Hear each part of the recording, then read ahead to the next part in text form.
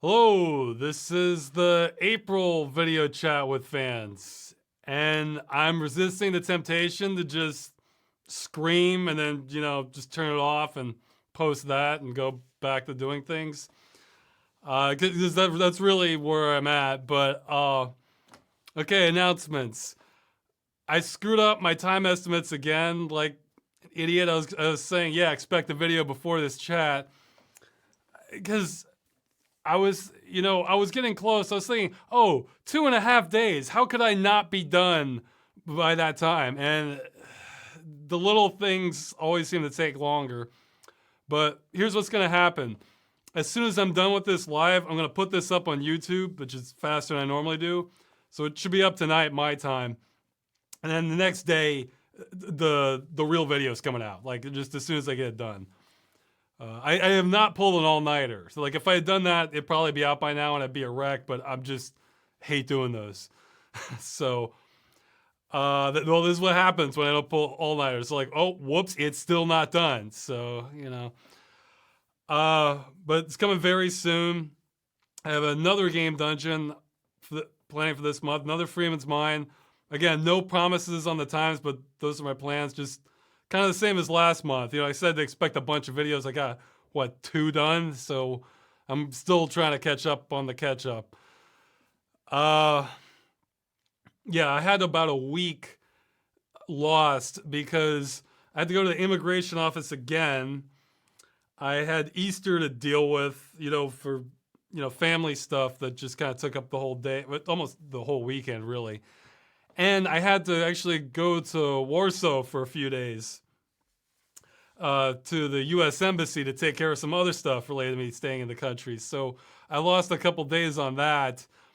I haven't, and that all happened right around when I was planning to get the video done just before I left, which did not happen. So, okay, somebody's saying the quality is very low. Well, it's recording all right. So, uh, it'll look fine on YouTube. But yeah, I haven't even checked the April Fool stuff that happened last Sunday. I'm once I get done with the next video, I plan to check that out, see what people posted. So I'm just catching up on everything. What else? Yeah, just working on the videos. Let's see. Oh yeah, the other thing is sort of an announcement. It's not really going to impact too much, but it might amount to a little more later on. I have quite cautiously signed a contract with GOG.com. It's not, they have no control over the videos or my rights or anything like that.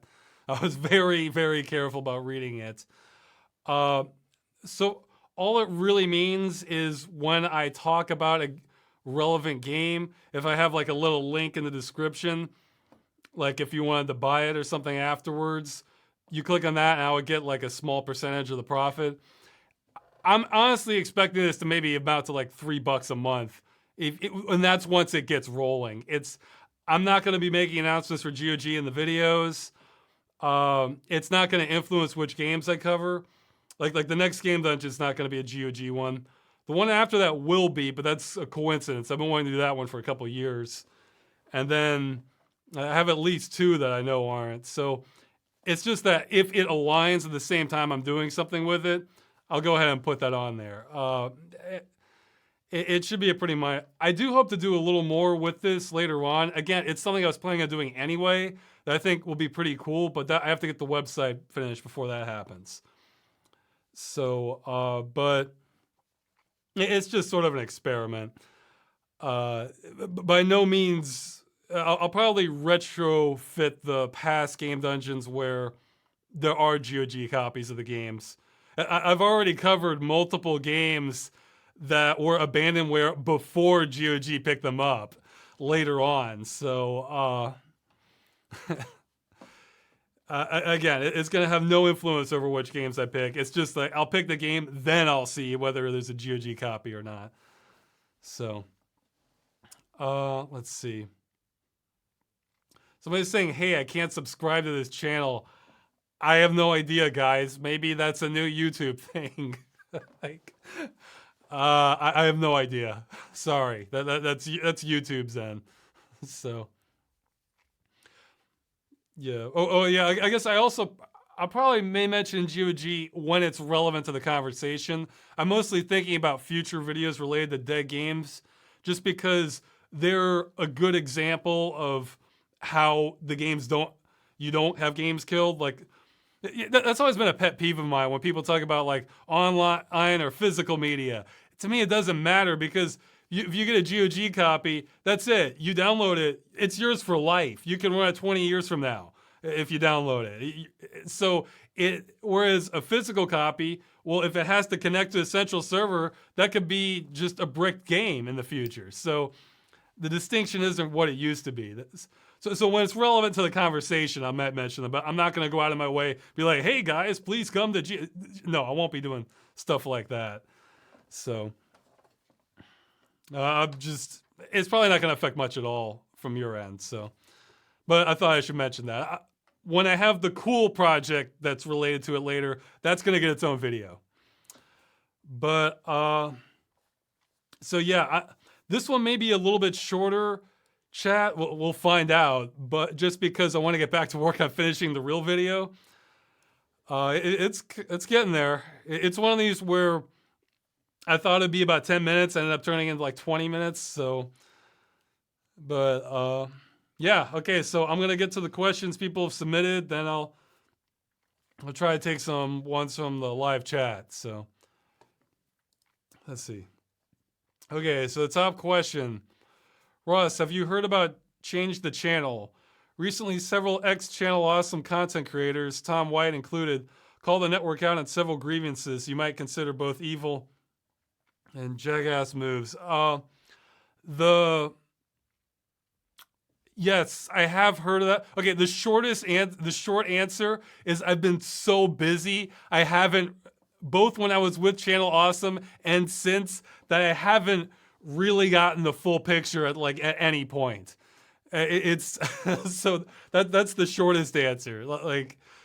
And is accurate. The longer one is yes, I've been roughly aware of that. There's been kind of discontent brewing. Actually, I want to say almost ever since I signed up with them.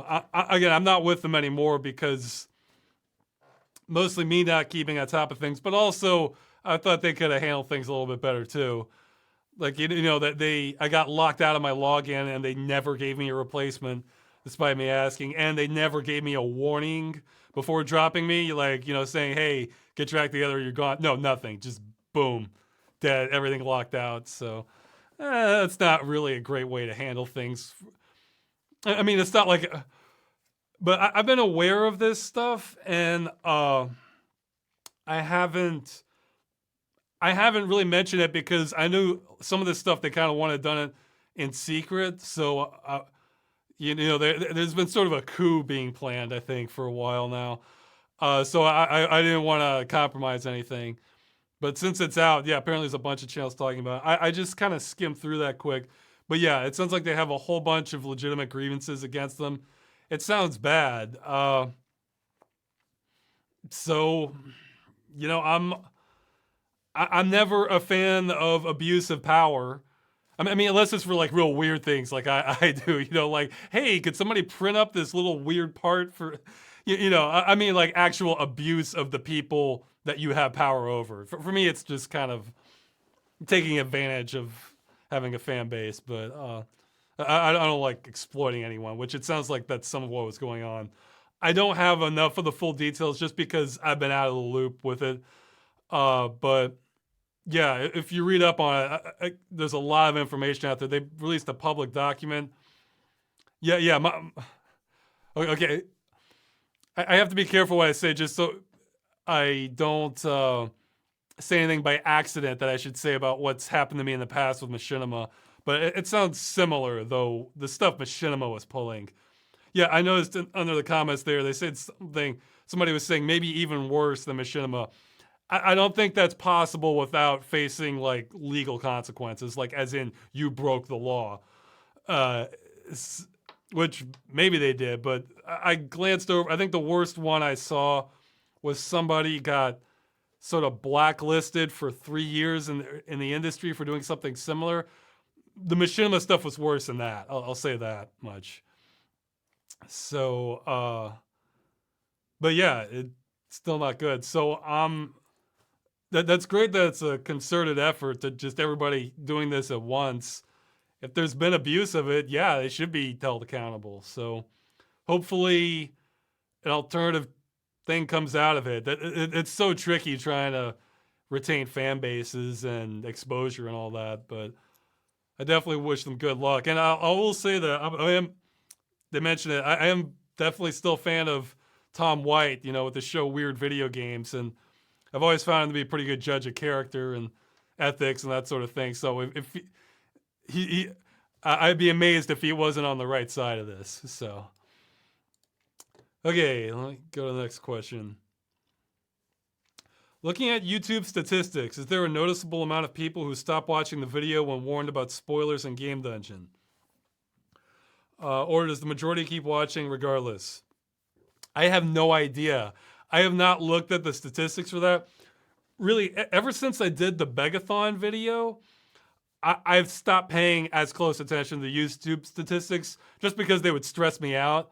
It's because, I'd pay attention to them, maybe try to tweak things a little bit, and it's like there would be no impact at all. It's like if they were on a steady decline, they would keep doing a steady decline.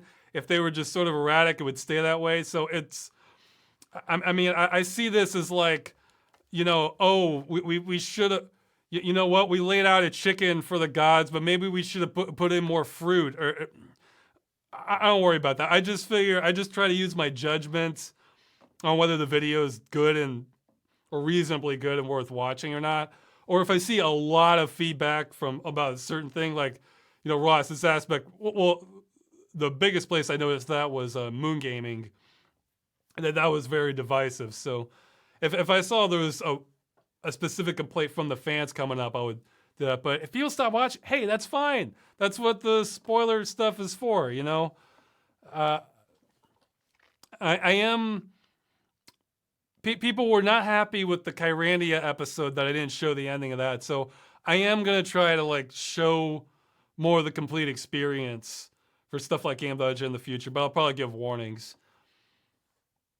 So, because it's always a balance, because on one hand, you don't want to ruin it for everybody, but on the other hand, some people are never going to play these games, so they're happy to just watch the full thing that I put up there. So, or they've already played them, so I'm not spoiling anything for them. But yeah, I try to hide from YouTube statistics when I can now. I just try to make the video decent. So it's better for my mental health. I'd stress out way too much over that stuff. Let's see. Okay.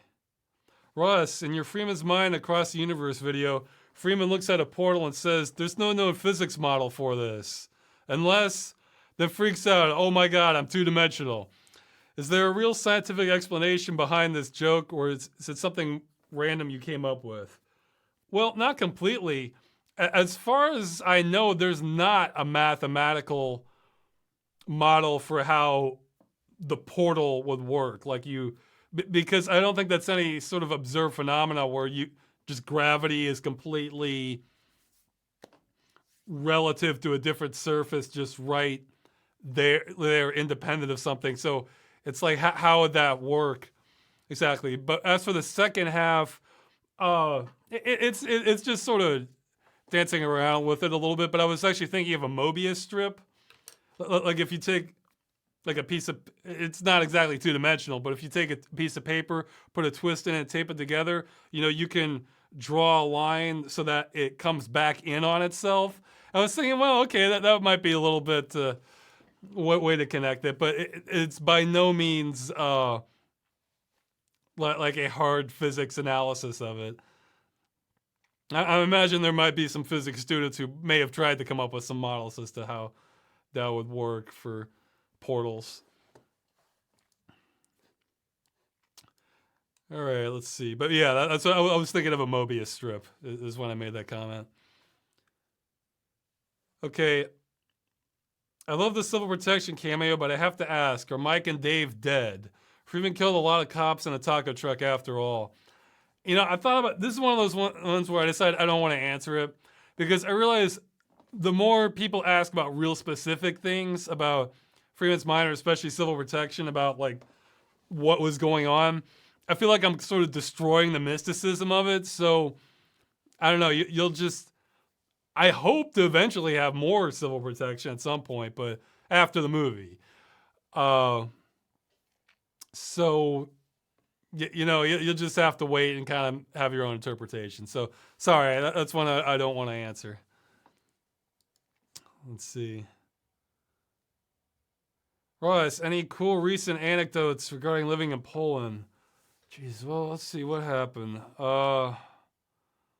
It's all a blur. Like those days I was in Warsaw. Well, okay, I remember one. This wasn't recent, but I remembered it. So that's gonna. Another time I had to go to Warsaw in the past. I forget even what it was for. We were taking a train back, and at one point the conductor came on and said that we have to switch lines because there was a problem with, and so for people going to this destination they had to get off and switch to the other train, and then after everybody is off they'd resume, and we were sitting there a while and I was thinking, man, it was I was thinking it's kind of a while. Didn't they say they're going to resume after like 10 minutes or something? And a bit more than that. And then as I'm thinking that, I look out the window and there's this middle-aged couple, and I see them kind of running to the other train, and the look on the guy's face especially was just, oh god, like they just realized that they're on the wrong train and it was about to leave. And this was really in the middle of nowhere. They were doing this switch up because it wasn't a planned thing. And I really, well, I hope he made it, but I really enjoyed that guy's expression. It was just this. It was this sort of half, partially terror look on the guy's face.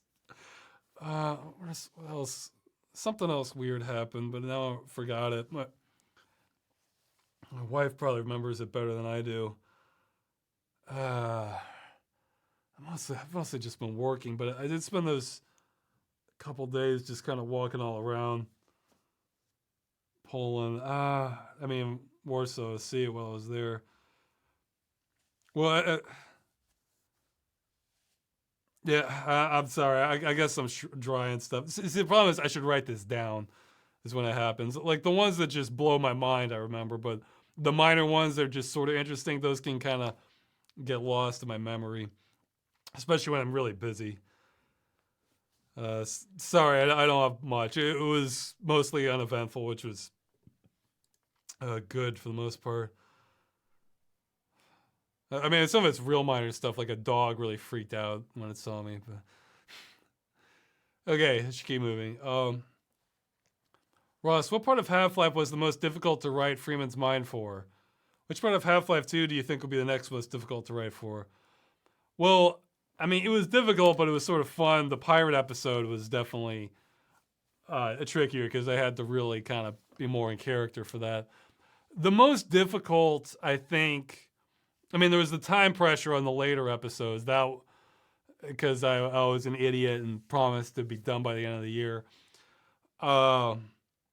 But the episode itself, I think the part that really bugged me in the first one, like writing for it, because I'm trying to take this approach like this is real for Freeman, and sometimes parts end up being a little more gamey than realistic.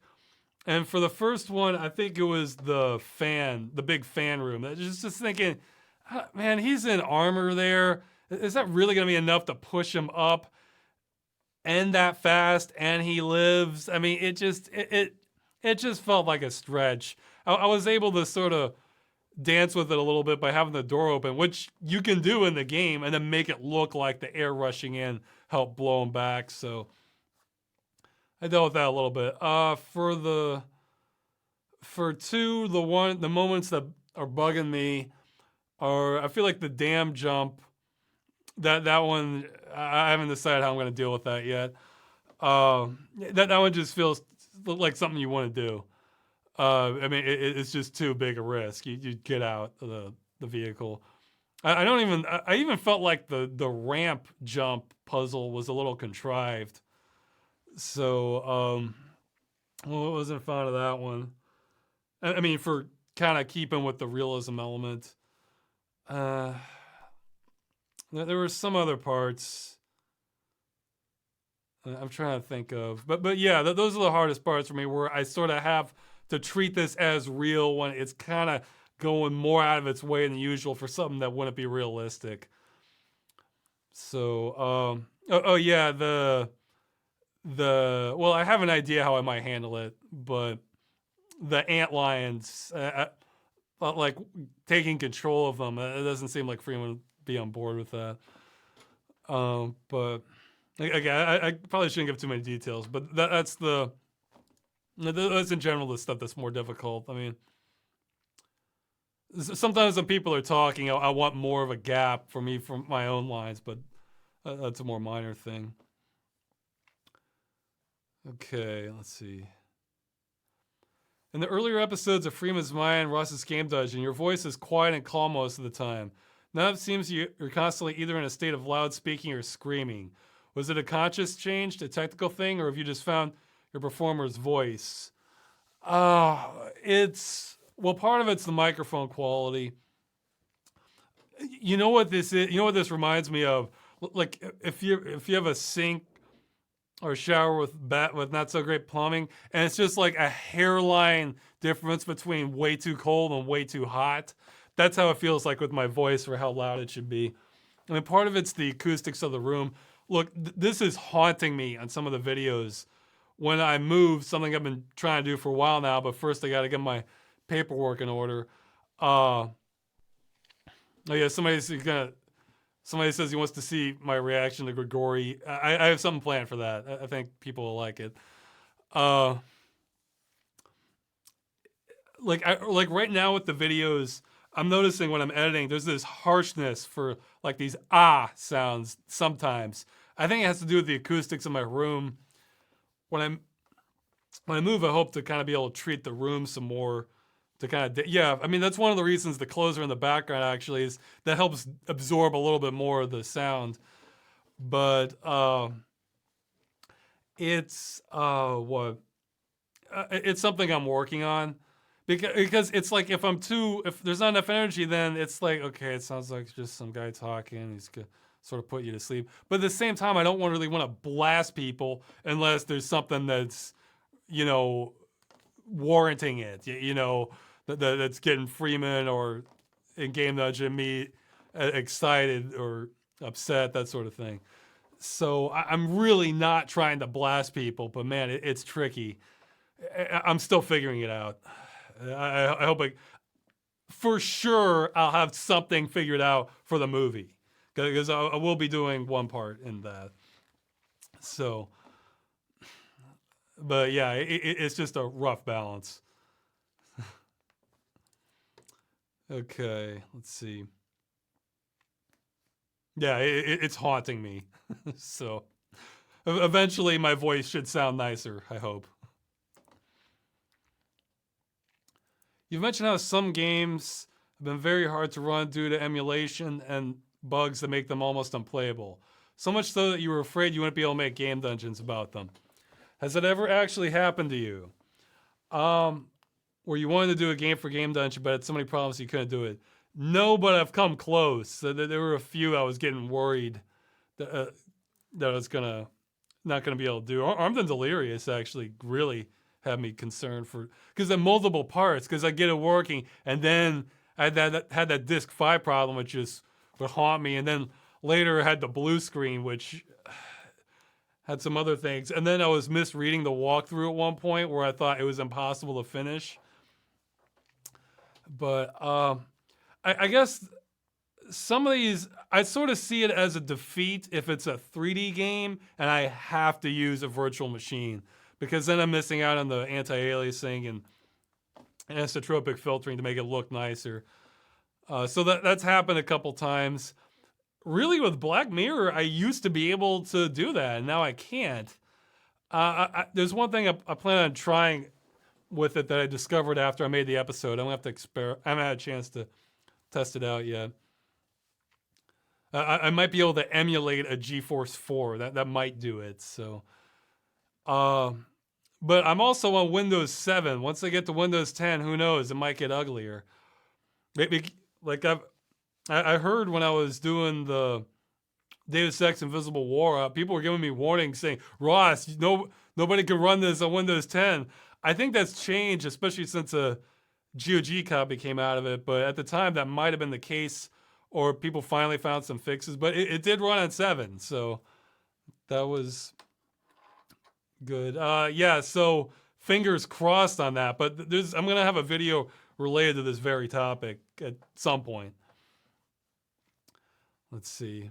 Yeah, somebody's mentioning Carnival. That's another one where multiple emulators it wouldn't run on, but then I found one that it would. Or it was like a front end for MAME. It was like MAME UI 64 or something like that. And then it would not run on any other. So, at least at the time for me. Or maybe it required, tweaks that I wasn't familiar with. Actually, in the next game dungeon, I had some complications, but it worked out. Let's see. In the latest episode of Freeman's Mind, you've added little surprises on top of the base game. Are there any surprises that you wanted to include in the first season but couldn't?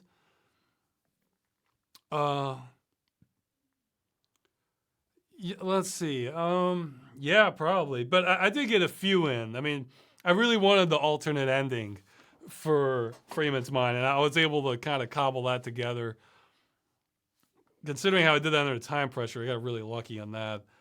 I mean, see, part of it is some of the changes, they're so big that it's like you'd have to change a bunch of stuff afterwards, so it becomes cumulative and not worth it. Let's see. I'm trying to think if there's other things. I guess just I'm drawing a blank, but anything with it's sort of what I mentioned earlier. Anything that just seems real convoluted and something you want to skip. Yeah, okay. I guess again, I sort of got it. I kind of wanted a shot of Freeman exiting the desert for because like when I first played it, when I got to the surface, I just wanted to escape, and so I was trying to channel that, and you have to find an excuse for Freeman to go back down again instead of just wander off. So that kind of worked against things. Hey, I'll be back in just a minute. I gotta shut the door here. Hey, can you shut the door? I'm hearing all of that. That's okay.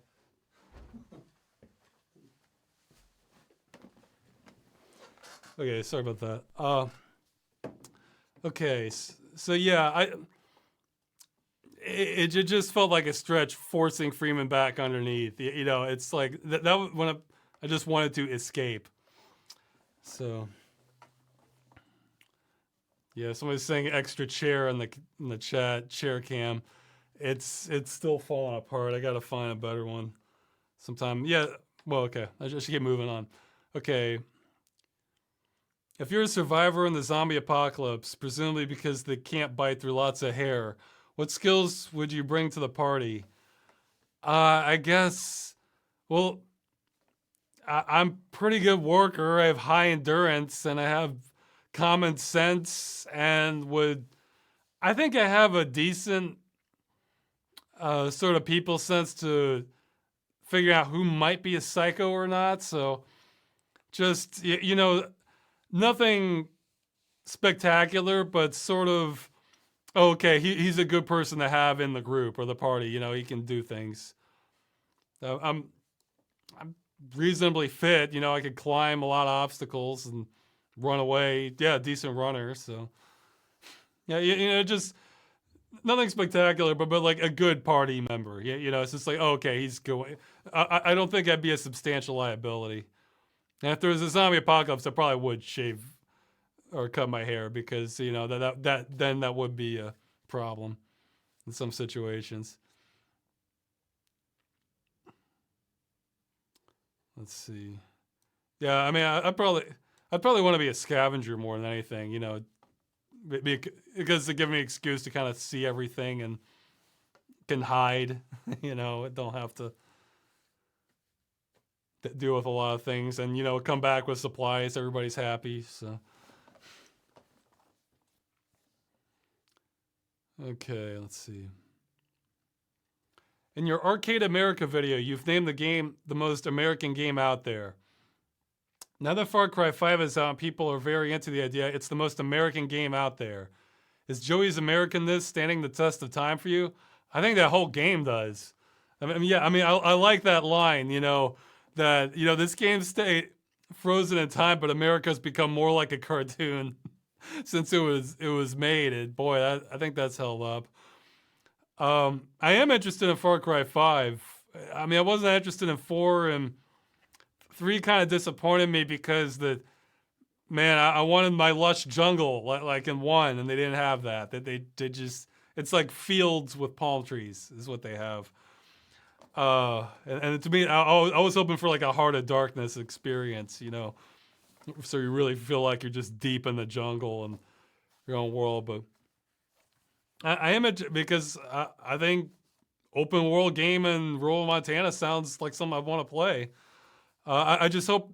I mean, they probably will, but I hope hope it doesn't force me too much to deal with all the extra crafting junk. Like, you know, oh, you need to hunt this animal in order to make a pouch, and they probably do, but maybe it's not too bad. I mean, I don't know. I kind of prefer the simplicity of, you know, okay, there's the base, figure it out, as opposed to all this extra stuff. I mean, the original Far Cry, that's what it was. You know, you didn't have to worry about upgrading your ammo capacity or all this other stuff. You just, you know, okay, there's the base, figure out your approach. You know, I like that a lot better. You know, I feel like all this I understand why some people like it, but for me, it just sort of gets in the way of you know, sort of a tactical shooter kind of thing. And I do have another good American game coming some point this year. Have one planned. Okay. Russ, did you get many good suggestions for soundtracks from your birthday video? If you've had a chance to look through them. You know, I was on the fence about even making that video because I knew I was going to get overwhelmed, and that's exactly what happened. But it's sort of a gift that keeps on giving. I'm going through it very slowly. It's one of those things where it feels like every day I have to like prioritize what I'm gonna be doing or spending my time on.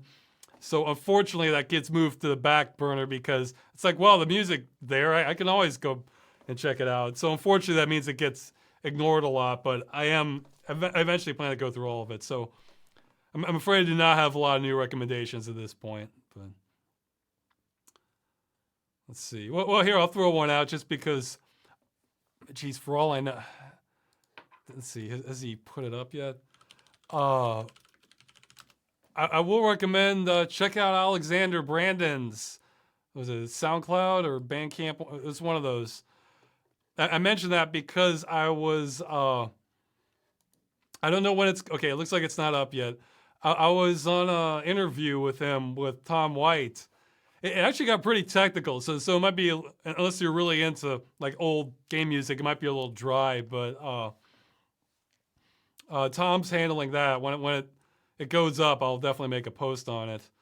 But yeah, I got Alexander Brandon. Those who know, he's one of the composers of, you know, Tyrion, Unreal, Deus Ex, Jazz Jackrabbit 2. He's done a lot of great stuff, but he has more stuff on his SoundCloud or Band. I think it's Bandcamp that you can just check out free. So it's good stuff. He's also worked on some indie games. Yeah, actually, if you're working on an indie game, he sounds like he's open for hire. He is, so, you know, like a Kickstarter thing or Indiegogo. So I'd say he's just as good as he ever was. So, okay, let's see. Ross, how do people in Poland approach investing and retirement planning? Do people even plan to retire, or is there some kind of set course? I have no idea, but I'm guessing it's probably far different than USA wealth management strategies. I don't know a lot about it. My wife has said that, in general, like there is a national retirement fund, and it's sort of common knowledge that's not enough. So, I don't know. Like, I feel like so many things could potentially change by the time I'm retirement age. I'm still trying to figure out what I'm doing. I don't have a retirement at this point.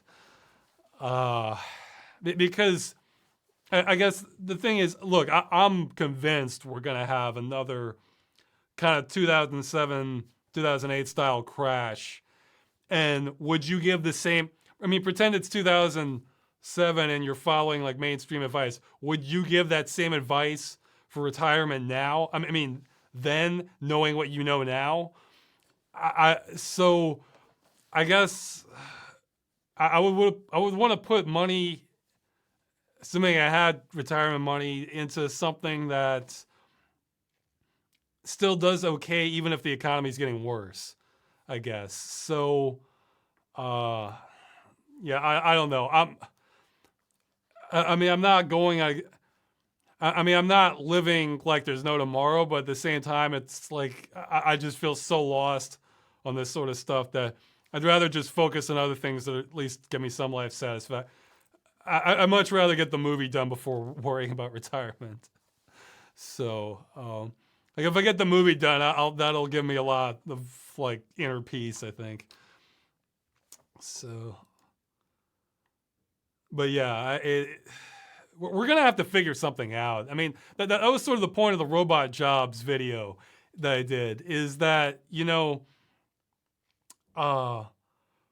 what it's what's the answer for a situation where there are more people who need work than there are jobs?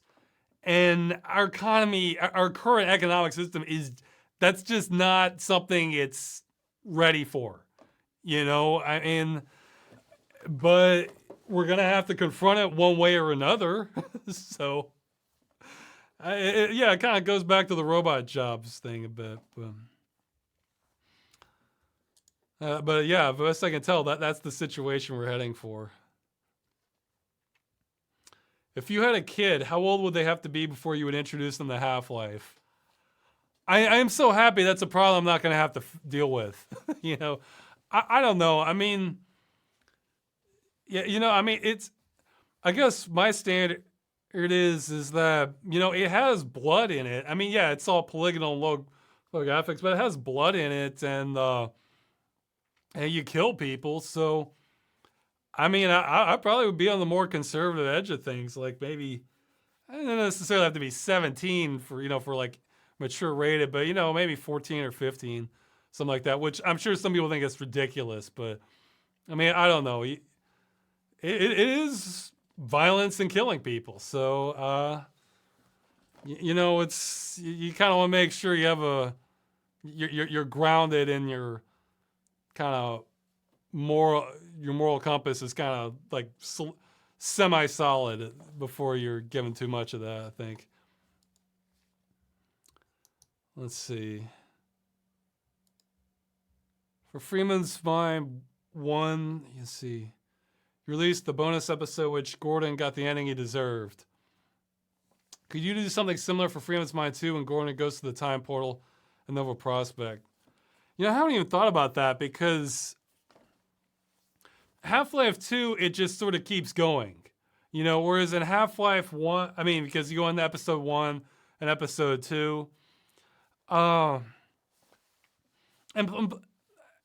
plus it's like the whole world's affected in Half-Life 2. So it's like there's less of an escape, really. I guess you could be some cabin out in the woods or something, but Whereas in Half-Life 1, as far as you knew, it was more localized. And plus, I thought the ending was kind of weak in Half-Life 1. Yeah, yeah, that's an award maybe. Like, wonderful classic game with a lame ending, you know. There's several of those, especially on the PC side. So I don't know. I hadn't thought of that really.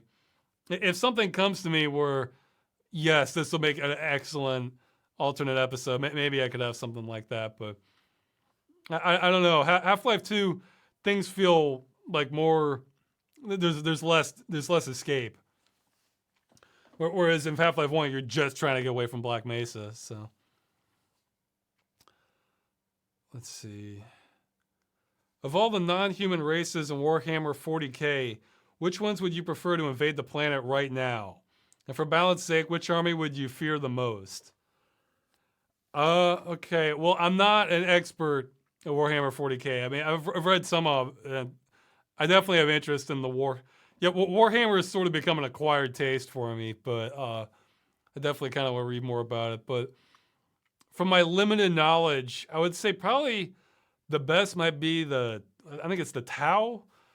I think they're the ones that have like a concept of the greater good, and one of the very few races that might find something other than humanity's complete destruction or enslavement as an acceptable alternative, and which is kind of rare. I don't know, or maybe that's just the tagline. And then once you read more about them, that's not true at all. Lots of things like that in the Warhammer world. So I don't know. That would just be my yeah. Somebody's saying the tower, the lightest shade of gray in the setting. So there you go. That might be the best. You might have a chance of negotiating something other than your utter destruction or destitute of the human race. So, and as for the worst, again, with my limited knowledge, off the top of my head, I'd say Tyranids. Either that, or maybe was it the forces of? I think it's Nurgle. Is that the plague bearing one? Because man, biological weapons that have an incubation time, that is bad news. I mean, the Tyranid. For those that don't know, the Tyranids are basically what the Zerg were modeled off of for StarCraft, except they're worse than the Zerg. So it's just 10 kinds of badness for come from them. Yeah, biological weapons with the incubation time, boy, that is not something you want, because you know it's a lot easier to deal with an enemy force bombarding you where you know where they are and you have to destroy them versus just some agent where you don't know who's compromised or just what's spread or if you're already doomed. So but it wouldn't surprise me if there's something even worse that I haven't read about yet. So let's see. Okay. Ross, if you were inclined to get a part-time job to supplement your income while still working on videos, what job would you consider to be the most tolerable to you? Let's see. Or working just drive you crazy with thoughts of I have to make the movie and the like. Well, yeah, it would, but out of all the jobs I've had, the one that just wasn't giving me like a sincere existential crisis was probably doing PC repair, like building systems and troubleshooting ones. I mean, it's a job, but that was okay. I didn't mind that too much. So I guess kind of working, building and repairing systems. I wouldn't mind doing that, assuming I could even get that now, because I haven't had a job like that in a while, and for all I know, it's so competitive that I've heard like it could be the equivalent of like the fast food of the tech world. Like I've heard a lot of the workers for fast food like McDonald's, Burger King and stuff. A lot of them are older now because the competition is so high that they're really needing those wages, where as in the past it might be more younger people kind of just working towards school or during the summer or something like that. But it's too competitive with like the career people where they need that job. So the restaurant's more likely to hire the people that, you know, are gonna be the people who just are desperate for the work and stick with it. You know, because they can depend on them more. So it might be becoming more like that in for PC repair, or who knows, maybe. Well, yeah, I guess with the current video card apocalypse, there's that's hurting repair stuff too. Since the boy, that has to be hurting PC gaming more than anything. The just the cost, rise of cost of video cards, and I guess to lesser extent memory. But yeah, okay, should keep moving. Okay. If you could have anything as a mount to ride into combat with any weapon in hand, what thing, fictional or otherwise, would you take in the battle? Well, you know, I don't know if it counts as a mount, but I guess going back to the Warhammer 40K thing, I'm pretty sure I've seen pictures where they had like these heavily armored kind of motorcycles or choppers that look they look like they could take some bullets. That looks like it might not be a bad one. And it had a cannon, of course, because Warhammer has a cannon built into it. So, nothing really comes to mind. I'm kind of I'm kind of thinking in the Thor movie, you know, he goes to he's asking, you know, where they sell animals, and the guy mentions a pet shop. Yeah, what kind of are you looking for? And he just says any big enough to ride. You know, that's kind of how I feel about it. You know, we'll just take what's available. I don't have a strong preference for that sort of thing. So.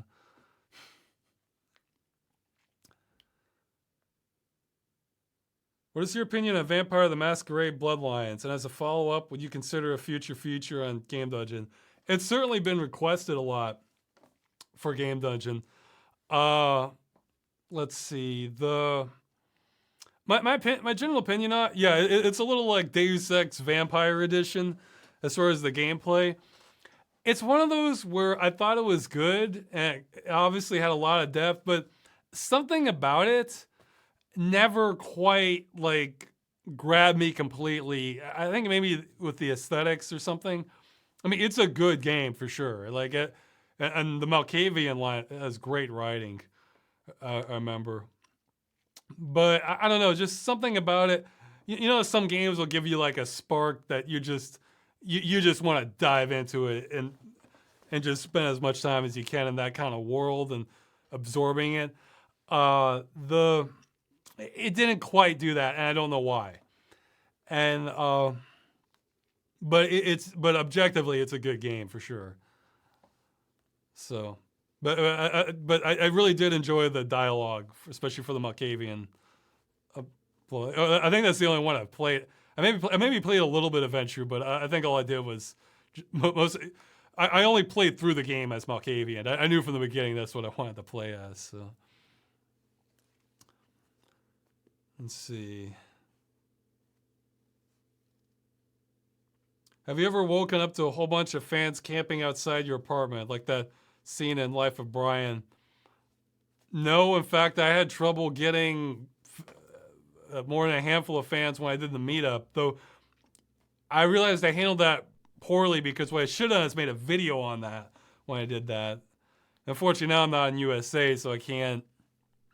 It's not as easy to do a meetup as it was, but I don't have this. Look, I'm not Brad Pitt here, you know, where I walk out the door and there's people with cameras. It's not like that at all. So. I kind of see internet fame. I mean, for some people, it's probably different. Like, imagine PewDiePie would probably get a lot of people recognize him. But for the most part, internet fame, it's sort of like artificial fame. You know, it's, you know, the numbers say lots of people watch this and I get emails, but, you know, it's not, for the most part, it's not like I'm recognized on the street everywhere. So.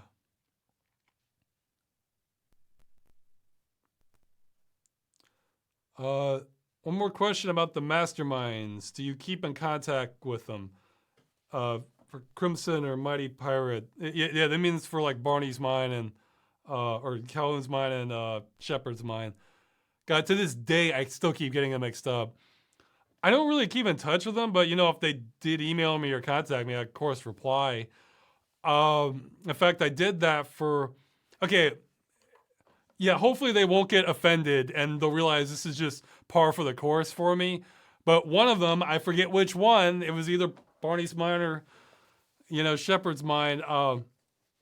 Actually, I think he met his wife because they were fans of Freeman's Mind, and he proposed to her, and he was hoping I could do something, it's like a little bonus thing that he was doing. So I did like a line of for Freeman's Mind in character, and but I didn't want to put too much pressure on the fiance or future fiance in case she wasn't ready for that. So I didn't know. I was going in blind.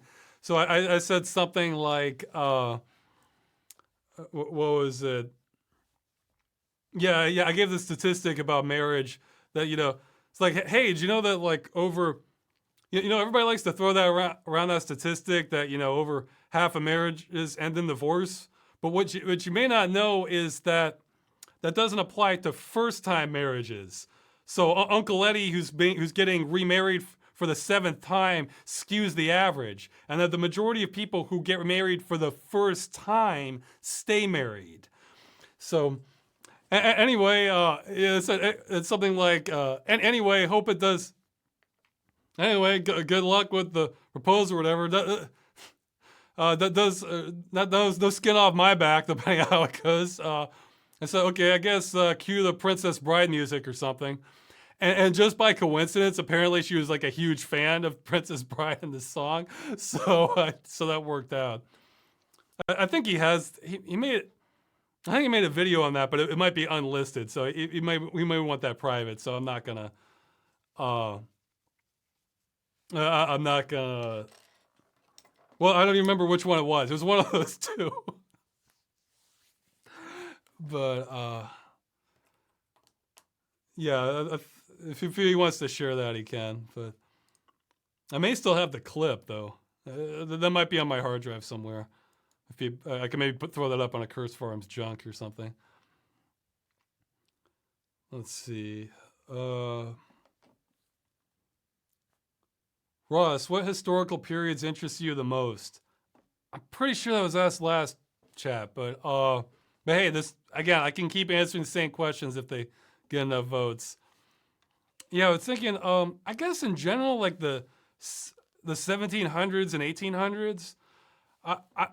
I don't really have an answer as to why. I just sort of like, well, I mean, I guess I like the aesthetics of like how the towns looked then and the clothing, and plus that was more of like a frontier exploration time, especially in America, which kind of adds to the sort of a sense of adventure things. But yeah, I guess that general time period, the 1700s and 1800s are, I find that part of history pretty interesting. Let's see. Have you heard of Project Borealis? It's a fan-made mod development on Unreal 4 based off of Laidlaw's Episode 3, a sort of unofficial Half-Life 2 Episode 3. Yeah, I think a couple people were working on some of those. I think one got canceled. But yeah, hey, I said it, I'll stick with this. If an Episode 3 comes out, a fan-made Episode 3, that's, has like roughly Half-Life 2 quality to it, like what you'd expect like out of Black Mesa or something like that, I may as well keep going with it in Freeman's Mind, as long as they give me the tools to, like disable the HUD. I can maybe even work around without demo recording, but I'd certainly want demo recording if it was an option. I'll keep it going, So, but it's gotta be comparable quality. It doesn't have to be. I don't mean with just the graphics. I just mean with like the general production. So it doesn't. So we're not seeing like floating barrels or just or big error messages or something like that. So that it feels cohesive enough with the rest of Freeman's Mind. So I figure when my jumping off point was at the end of Half-Life 1. The fact that I committed to Half-Life 2 means I'm kind of uh, what I got to serve my term on this stuff for the fans here. Ross, a couple of your darkest jokes in Freeman's mind involve his plot to kidnap the company's president wife to get his manager fired and take his job. And it's thought about how you can make a snuff film of someone's head exploding due to electrocution in the HEV suit. Let's see. How did you come up with this plan? You know, the thing with it's like when I make the videos,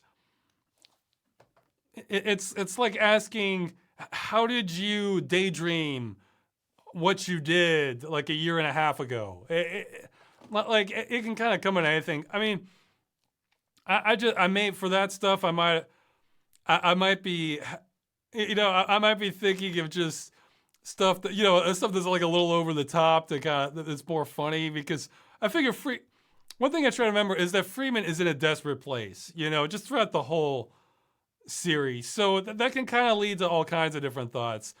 I feel like in Half-Life 2 he's kind of getting a little more numb to it because he's been just sort of battle hardened, but I still try to keep it going with going with things that way I can. Whereas in the earlier ones, I think it's like a little more frantic because it feels more natural.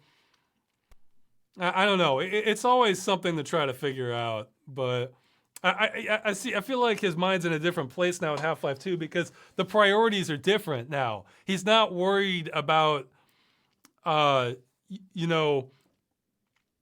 his getting his job back or like having enough money or, I mean, yeah, he is worried about the law to some extent, but it's like the stakes have changed. So he's kind of has to adapt to that. So it kind of varies depending on the situation. Whereas in Black Mesa, there was still the illusion that he was going to be able to kind of get back into society one way or another. And I think he's mostly lost that by now, but it's, who knows what's going to pop into my head. Again, it's like asking, somebody's saying, ugh, this has gone on for an hour now. Yeah, for the live chat stuff, sorry, this is why I have this so people can vote on the questions. Otherwise, what I found was I was answering questions that a lot of people wouldn't care about. So, let's see.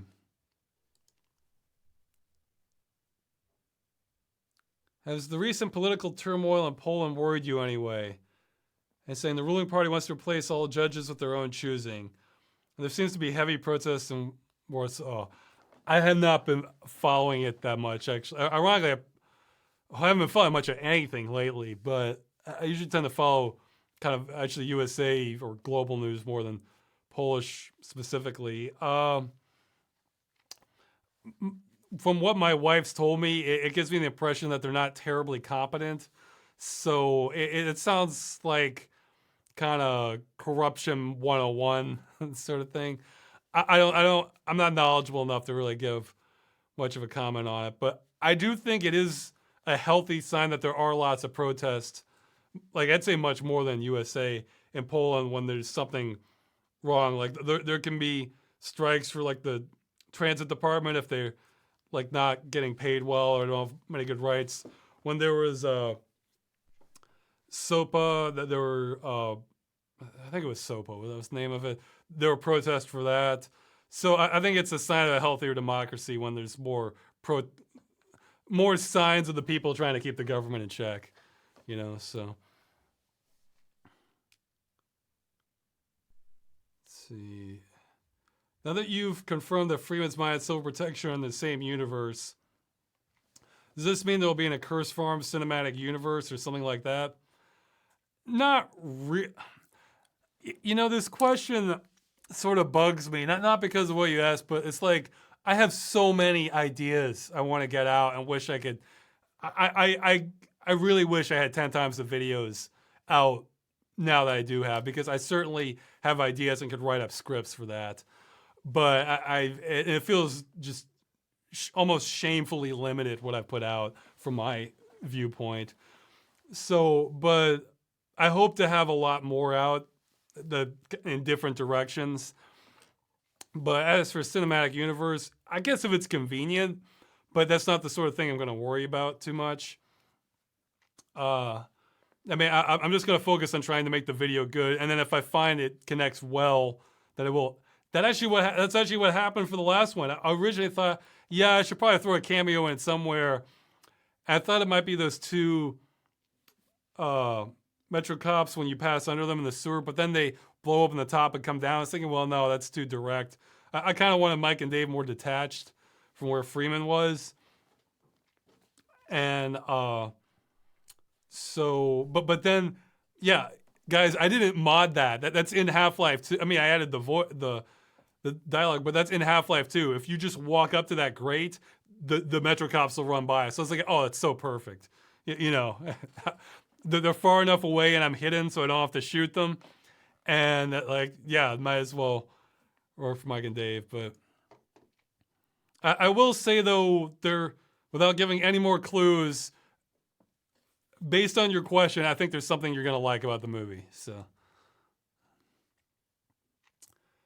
would you say Gordon Freeman, the Freeman's mind, is evil? Uh, taking to, I ask while taking into account Gordon is experiencing the worst time of his life, and that seems to be affecting his judgment. I think Gordon is. No, I don't think it's as simple as evil. I think it's. I mean, he's like the classic anti-hero, which doesn't exactly mean evil. I mean, I think he's an egomaniac, and I think he's also paranoid even before the Black Mesa stuff. So it's like, I think the way I look at it, it's like he can take things to real extreme lengths, but it's like in his mind, he's doing that to protect him. It's almost like I have to kill them before they kill me, and if you're in that state of mind, the ethics of what you're doing kind of become a lot murkier, because if it's a survival thing, which happens to fit the situation he's in. But even if it wasn't, it's that way in his mind. So, whereas I guess in order to be evil, like you're going out of your way to commit malice to others. Whereas I sort of see Freeman as this is just a preemptive strike kind of thing, if he's having thoughts like that. So like he sees this as survival anyway. Because when I made Freeman's mind, like I was trying to think of like, what would the sort of person be like that can survive all this? And someone who's paranoid and just and is one and just has a real strong survival bent on him is kind of the type that might do well under that sort of scenario. I mean, the humor comes from the fact that there wasn't really cause for this prior to Half-Life, but he happens to be in the right place at the right time for that kind of mentality. So no, I don't see him as evil. I see him as complicated, more complicated than that. I mean, because when it's convenient and it's not a big deal, I feel like Freeman shows like some general compassion at times. Like he tries to help the scientists dangling or the ones from getting sliced up, from the machine, or the one guy who's following him around. So I mean, it's not. I think he has, when it gets through his wall of paranoia and survival, I think he does have a conscience. But man, it's just clouded by everything that's going on in his own thoughts. So. That's kind of how I see. That's kind of how I see Freeman. I don't mind revealing that about him. So, yeah, he's the character I've made. He's a complicated person. So,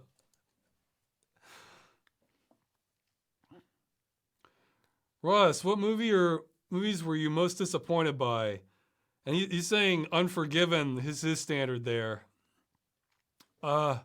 Well, actually, I liked Unforgiven. I think I saw that last year or two ago. I thought, well, Clint Eastwood, Gene Hackman, I thought it was pretty good. But again, I didn't have it hyped up that can make a big difference too. Like if a movie's been hyped up like to the end of the earth and back, then actually, you know, a movie did that. I mean, I still liked it, but you know, I remember when I was in high school. You know, kids were talking like it was the. It was. I knew some kids that were just talking like it was like the ultimate movie was The Matrix because I mean I thought it was great like on a technical and action level, fun, but they were for them apparently that had blown their minds like the concepts in there, and I had seen enough science fiction that this was sort. To me, I saw this as more of like a backdrop to have a great kung fu action movie. You know, but I wasn't. I mean, so I was a little disappointed, but I still enjoyed the movie a lot. One that definitely disappointed me, and is actually the movie that got me to like I try. I don't watch movie trailers now if I know I have some interest in the movie, or I stop as soon as I realize, oh, I might like this movie because I prefer going in blind. Terminator Salvation. That has a great trailer. The trailer is just awesome because I was thinking, oh, this is gonna be cool. We're finally gonna see like the. I mean, yeah, it has Nine Inch Nails playing. They have all these great shots. We're gonna finally see like the post-apocalyptic side of things. It's like, and then it's like that trailer just spoiled the whole movie. The movie was sort of so-so by itself, but I'm sure I would have enjoyed it more if I hadn't had the trailer spoil everything for me. So, yeah, the trailer's great to that movie. So that was a disappointment. So I guess to be disappointed by movies, you got to have your expectations built up. So if they're not that high, then I don't have much disappointment. I'm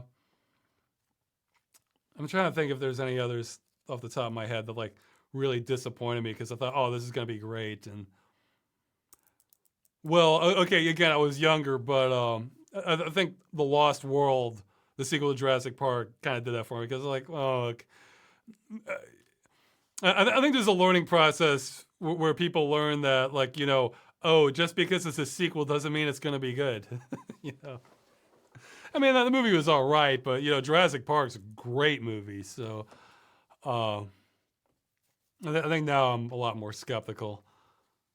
Okay, I should keep moving with this stuff. If you could be a gaming god in one game genre, which game genre would it be? Well, that's okay. I skipped ahead. I'll go back in a second. Well, I don't know if it means like a gaming god, as in like you know black and white. You know, you're literal god, or just you know you're like the best at the game. I think he probably means the second one. Uh, I guess the easy answer would be some competitive one where I could be a professional gamer and win prize money. You know, so something like Counter Strike or StarCraft 2. But let's say that wasn't the case. You know, there's nothing to win from it. It's just your own satisfaction. I would almost want to go for like the most complex one I could that also has like a fast element to it. So I don't know if this exists. Something that's like a 4X game, but it's fast. You got to do all these different, because then it'd be almost like a spectacle as far as playing it. Uh, well, actually, what it's not that complex compared to some, but PlanetSide 2 would be interesting because there's a lot going on there, and there's certainly a much higher skill ceiling than what I'm approaching with that. Although it's a big team focus, but maybe if you were just the best player and the best tactician, and maybe you could just really cause some interesting things to go on with that game, because I think you could create a lot of unique kind of situations with that. That's one that comes to mind off the top of my head. So, okay, and I skipped one. Which one did I skip?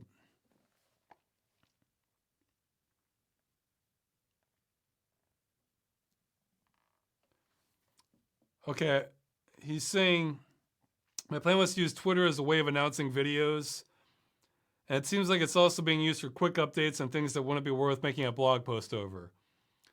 Has your attitude changed on this? What are your plans for it? No, that's about what I've been using it for. Just stuff that isn't really worth. And I also got into the habit of posting when there's like free games, like if a game's free. Yeah, like right now you might be able to get it. It may have just like Crusader Kings 2. It was free to own just recently. I figure I just pass that along. I'm fine with handing people free games. Uh, but no, I don't want to get too involved with Twitter because that's time I'm not spending making the videos. I gotta, I really have to watch like how much I get involved with like social stuff online because that time has to come from somewhere. you know. Yeah, I'd rather have videos to show for the time that I spent on it. So okay, we're getting more questions that I think I'd rather just my throat's sort of hurting a bit actually, but someone's wanting my opinion on roguelikes. I like them if they're not incredibly punitive. That's a good way to, and I like the theme that they're doing, but some roguelikes are incredibly punitive. So am I into death grips? I've only heard a little bit of them. I think prefer stuff with a little bit more of a tune to it, but you know, well, well, well, I'll talk about death grips later on in the follow up video. Let's see. Okay, now we're getting repeats of the question. Okay, so now I'm just gonna go through and pick the ones out of here that I feel like answering because we're down to like the low vote ones, and then I'll take ones live. Let's see. Because we have a repeat of the Vampire the Masquerade's question. Yeah, somebody's asking about reliable news sources. I don't have an easy answer for you. I usually look up news by topics. Like if it's something on oil or technology or, yeah, corruption stuff. And some sites do better than others. Yeah, like, I'm not impressed by like mainstream news now. Like, okay, to give an example, there was there's a report about like the Ohio River has been contaminated by DuPont releasing this chemical used in making Teflon. That they found that it's two things. One, they've been doing this for decades, and it's above the limit by the EPA that's safe. Except it found out that even the EPA limit was like too high. This stuff is really toxic, and I was curious. The that was not on CNN or MSNBC, Fox or anything like that. It was only on like these smaller sites. I think there was a UK site it was on, and like some science and environmental sites, and that was it. It's like that was like major friggin' news. I think this affects like tens of thousands of people. So again, it's again also the news I care about. I tend to care about news that either is like a personal interest of mine, like again some technology stuff, or stuff that if you read this 10 years from now, this was still pretty significant, worth knowing about. And a lot of news isn't like that. That's reported, like the more mainstream it is. So I don't know. Maybe people can put in the comments like what good sources are. It's because it's like even I'm hesitant to recommend any because even some that I go to a little more frequently, easily half of it is just garbage and misleading. But then they might have an article that's really good. So it's kind of no man's land now. I think with news, you just gotta try your best to see like what's noise, what's false or misleading, or like what's good journalism. So again, I'm kind of hesitant to kind of give into any on that. Just I don't know if there's any one source that does it because even the place of good sites, unless they're very specific. I mean, like if it's a scientific news place, that might be pretty legit, or a tech news place. But if it's more general, even the good ones have a lot of garbage mixed in there. So and you have to discern the two. Then, if it feels like I'm endorsing that, well, Ross reads this. Well, look at all these stupid articles. He's obviously brainwashed, but like, it opens up another can of worms. Yes, we will see more driving games in Game Dungeon. They're farther down the totem pole for the games I want to cover, because not as many insane things tend to happen in driving games. On average, compared to some others.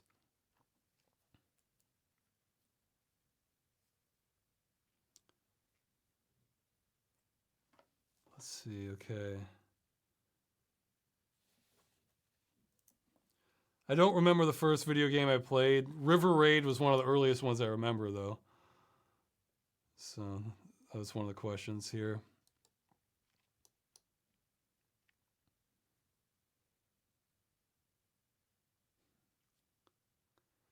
You've been captured by vampires and are given two choices. They turn you into one of their own, or they wipe your memory of them completely. Which do you choose? That's a rough question. I mean, the main draw to being a vampire is the immortality, I think. But, it tends to come out of... I mean, see, that's the thing about vampires. It's like every single vampire movie or game or story, whatever, all has their own different rules. So, I mean, if we're talking like Blade vampires, no, wipe my memory. Just... because that's going to corrupt me, like, completely. I mean, I think that's the real question here. But if it was like Anne Rice vampires, well, maybe it's worth considering.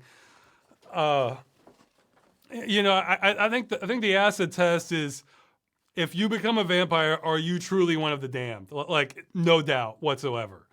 However you want to interpret that. And if the answer is yes, then no, I don't want to be a vampire.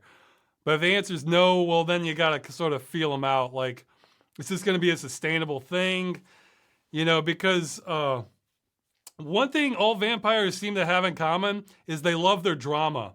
And drama's going to get you killed. So it's something to think about. But if I just had to guess like off the cuff, I'd say no. Because my attitude towards vampires is generally like, it's what is, the only good one is a dead one. It's because vampires on the spectrum range from okay, maybe sort of okay, to like really, really, really bad.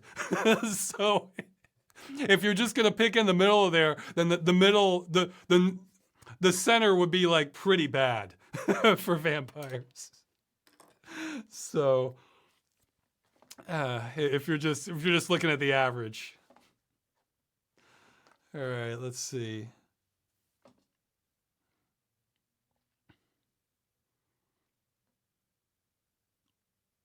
Let's see.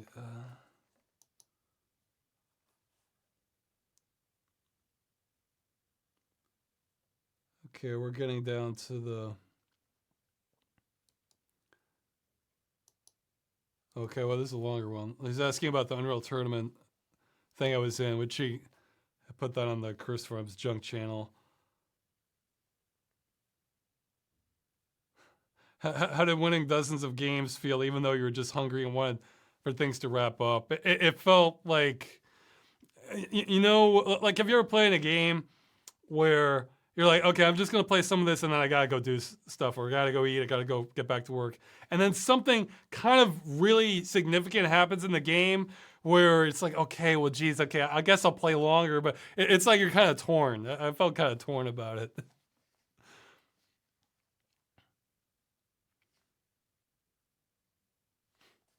Oh, he wants more. Well, okay, I recommend the Alexander Brandon music. So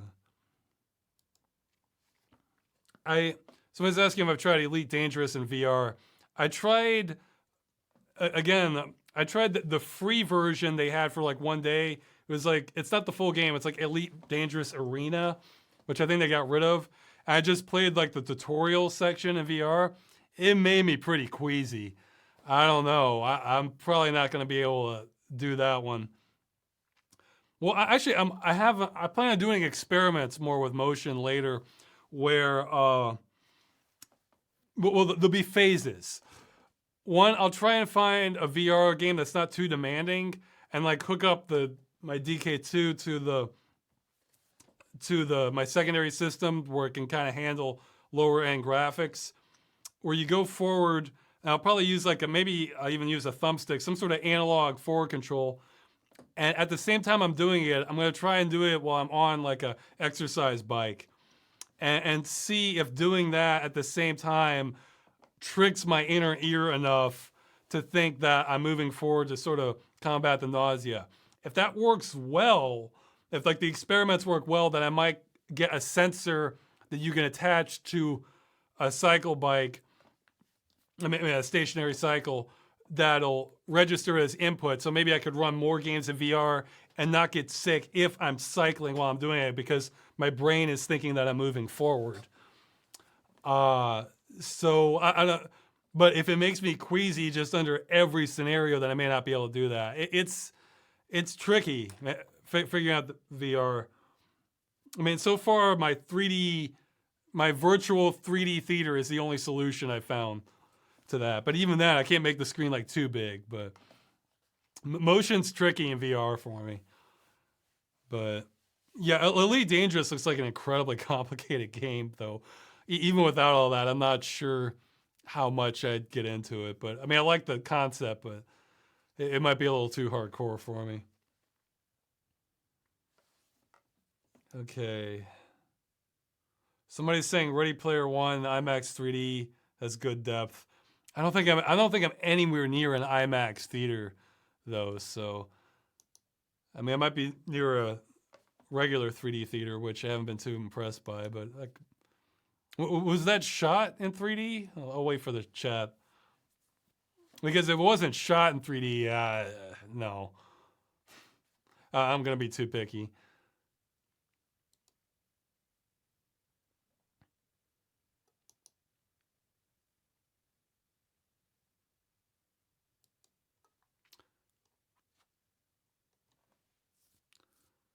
Okay, somebody says it was. Okay. And this was rated low, but I thought it was a good question. He's saying, yeah, it's a recurrent theme in my videos. You don't play certain games right away due to not having money to spare at the time of the release. So yeah, it's not only that, but it's like even if you have the money, would you rather buy the brand new game for $60, or would you rather get like 10 or 15 games during a sale that you were interested in? They're just a couple years old. It's like you're gonna get, for that same money, you can get so much more. So I mean, and he's saying, what? He's saying he's from Russia. It's notorious for pirating. So his perspective seems to be skewed compared to the one prevalent in U.S. and Western societies. Can you clear up the reasoning behind it? He's saying he's detrimental to developers and begin buying games once not broke. I wouldn't have qualms about torrenting it if I had no money. Yeah, I mean, I think that's the thing is like, I think like the majority of games on, I think they released stats like the top 100 games on Steam now, or like constitute like half of the sales. So it's like, and like the average indie developer brings in like 12,500. I think I read that somewhere. So, like if it's indie developer, I mean, they could use every penny possibly. And if it's a bigger game, see, I feel like the question about, yeah, I think that's the easiest answer. Like I have, I feel like the question about piracy, if it's like okay to download like a pirated game, let's say if it's like a major release, so statistically they're not really going to notice the difference between you buying it or not. I think what it is if you go down that road, then it brings up all these other questions like, well, okay, if we're not paying for this, well then should we be paying for other things? It's like, I think at the end of the day, what you want is for the developer, everyone involved to get, paid fairly and hopefully get enough so that they're incentivized to make more games. So like that's the standard you want to hit. And if you can do that with less money, great, but then you got to but then you are breaking the law then. So if that's a law that's okay to break, well then where do we break it in other places too? And I feel like this kind of goes back to like the robot jobs thing. It's like the system, it's not really ready to handle it. And if you're trying to take like this approach where if you don't have the money to pay for it, then games are not the first thing you should necessarily be starting with. Like you should maybe go to more fundamental things like medicine or think. I mean, yeah, games it's easy to copy and everything, but again, it's like the classic conflict of like what's ethical versus what maintains order in society and have like a functioning level. So it's, I mean, on the low level, it's really money out of their pocket that they might need. And on the higher level, it brings up a lot of other problems where, put it like this. I've always held the view that, well, first off, I'm always on the side of piracy when it comes to that being the only way to play the game. Like, I mean, not just like today, like in a month it'll be there. I mean, like, as in they've discontinued support. Nobody can run it. Nobody can buy it or run it legally, but except you're pirating. I will always support like the pirated version then, because then you're just talking about destroying a game. But on the other level, I feel like there can be arguments for piracy. However, I don't think you can take a moral high ground by piracy. Piracy is a form of, I've always felt like piracy as a form of protest is just stupid. Because you think, oh, I'm going to show them, I'm going to pirate the game. No, all you're saying is that you like this game, but you don't want to pay for it. And guess what? The companies are going to figure out ways of dealing with that. And I mean, it's kind of, it kind of depends where your ethics feel on it. However, if you're feeling like, yeah, okay, I'm justified in pirating this game, well, what else are you doing to kind of bring forth a society that this is acceptable behavior? But like, again, games are not the place to start for trying to build like a alternate system of, making sure everybody gets supported, I guess is what it is. And I just don't see it as for preservation purposes. I'm behind piracy 100%. Like if that's what it is, or being, but for everything else, it's a real murky territory, and it's not the better causes. There are much better causes out there, and I think it's understandable why some get upset over it because it calls into question so many different things. Okay, let's see. I thought that was a good question. So, okay, and that's the end of it. Okay, I'll take live questions now.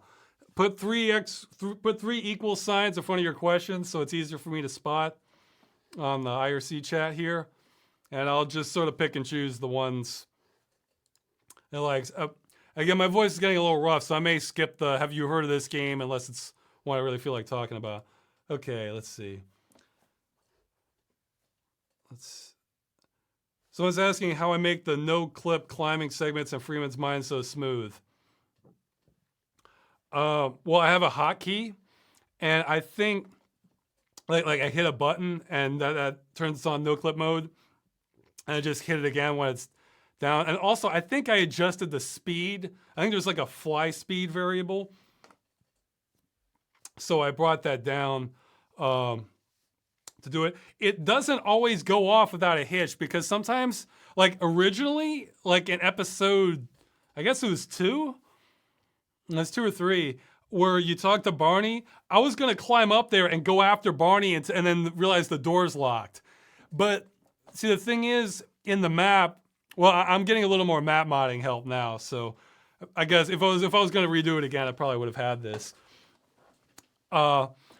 In the map, there's this big kind of like no clip block there. So what happens is as soon as you turn the no clip off, it either likes to get you stuck inside that, or it likes to, like, say it's a cube here, it likes to like shove you immediately above if you're like kind of close, it'll just shove you, and then that looks too awkward.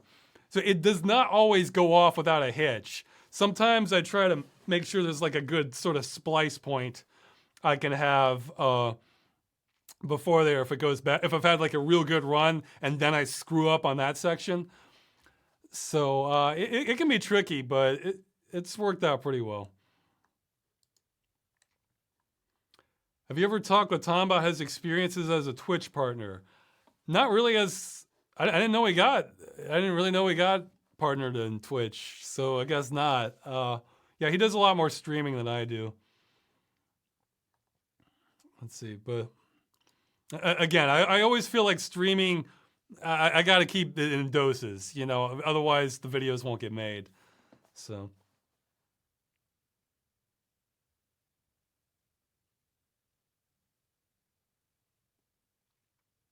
Okay, somebody's saying try walking in place, moving in VR. Yeah, that's my. And he's saying the DK2 is notorious for causing motion sickness because of the refresh rate. Maybe, but I remember being a little queasy in the. Well, okay, I got to try the consumer version 1 in at the mall here. They had a demo, and they had a roller coaster thing. So it's a roller coaster. Yeah, I should know. I would have picked something else, but that's all they had displaying on that, and it was still pretty bad for me. But again, that could have been the content too. Yeah, walking and play. Fingers crossed. What I'm hoping is that like either in Unreal or Unity, they get the synchronization down good enough that in the future, one of these 360 treadmills, if you walk forward in it, it's enough like the real thing in the game at that speed that you know you can adjust. I mentioned those engines because you can really tweak them the way you want to. That it's like walking in the real thing, and then boy, I am in heaven if I can just go and walk in just a different virtual world every day, or the same ones to just see all of them. You know, oh man, that's. I'm hoping I can get there one way or another. It's probably gonna be a couple years, but yeah, the HTC Vive Pro is coming out this month, I think. Although it has the same display specs as the Samsung Odyssey. Actually, the Samsung Odyssey might even have a better, and that one's like 600, I think. And the Vive Pro is going to be 800 if you have the controllers or something, or the sensors. I don't know. So, but I think the Samsung Odyssey requires Windows 10, so it's, I don't know. Like with these new VR devices, I kind of want to just get the right one and get it once. Like, so that's why I keep holding out. You know, I'm willing to put that down, but man, I want it to last like a decade or more then. And we'll see. I've heard mixed reports on the Pimax 8K, but that one might be future proof enough if it doesn't screw up with the other aspects like the tracking or the variables. What's the weirdest message or comment from a fan you've ever gotten? I don't know. I forgot. Sorry. When will you do a fan meeting? Almost certainly not till the movie's done. So. How long did it take you to figure out that damn water puzzle that Freeman got stuck on at the end of Half-Life? So I don't remember. It's been a long time since I played Half-Life 2. Yeah, well, the thing is, I go through, before I do a Freeman's Mind episode, I go through and just sort of scout out the level. I kind of look for things to talk about or jokes or things I'm going to run into. And I was noticing, man, like, I was honestly getting a bit lost at one point. And I was thinking, you know, again, I'm going through this like it's real. So if I'm getting lost, Freeman's going to get lost too. Unless there's a really good reason he shouldn't. So, like, it creates problems. Where do you get these free games? Is there a free game news I don't know about? No, it shows up. Well, I follow PC gaming news sites like PC Gamer, PC Games N, and Rock Paper Shotgun. And they usually mention it when there's a free one. So I just sort of pass it along. I should probably learn how to use hashtags for that. So, like free games or something. I don't know. And the thing is, they're very timely. Like they're usually just free for like 24 hours. But I mean, not free to play. I mean, free as in you click on the link, that's it, you own it. Like you own the game, but but you can only get a copy in those 24 hours. So those, like I don't cover like free weekends or like sales for the most part. I think I mentioned when Dex was on sale because I like that one a lot. But if you had to rob a casino Ocean's 11 style, how would you do it? Let's see. I guess I sometimes think of casinos as like the most secure places on the planet. Um, I got, just knowing nothing else, I guess just drill incredibly deep and just come up through the. If you like Ocean's 11, check out the movie Stark Raving Mad. Has Sean William Scott. It's funny. It's about this guy who's robbing a bank. At the same time, he's hosting a giant rave to sort of cover the noise of the tunneling. It's a fun movie. It's I think it has Lou Diamond Phillips in it too. It's sort of like comedy slash crime caper kind of thing. So yeah, Stark Raving Mad. That's a good one.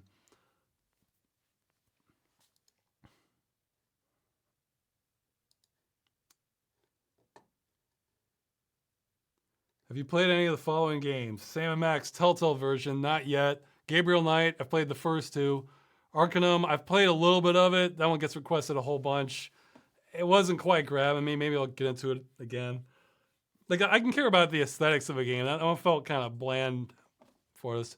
Planescape Torment, I've gotten a ways into it. I need to finish the rest of it sometime. I say a ways, but I'm sure the game's enormous.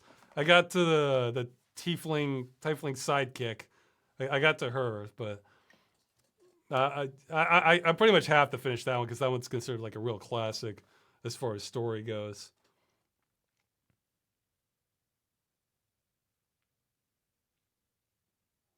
Thinking about The Forest. Are you thinking about buying it and making a video once it comes out of early access? Actually, someone gifted me a copy of it, but I've still been kind of waiting until it comes out of early access.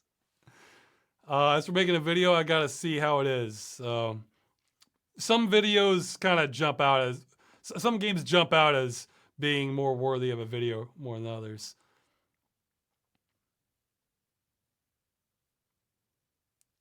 Have you thought about doing more current games, at least 5 years in Game Dungeon?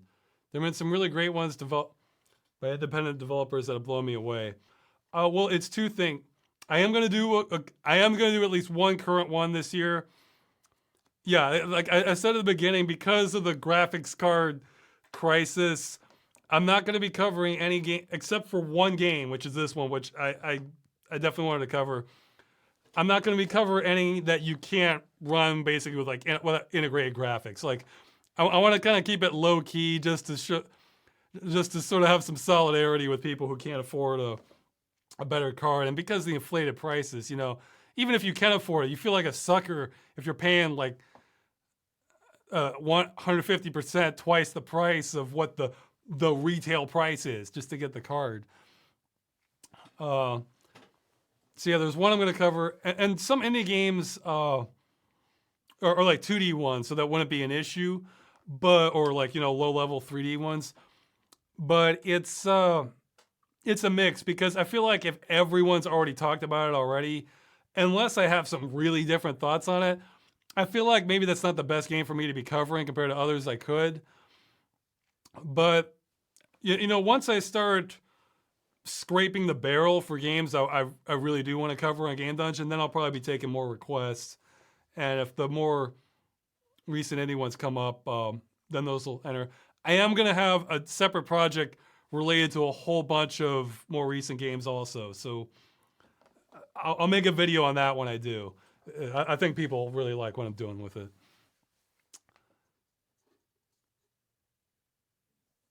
Russ, do you think that Legacy of Kain remaster of most of the games like Blood Omen and Soul Reaver would be good? Yeah, though that era is, people talk about like remastering, like I think they remastered Gears of War.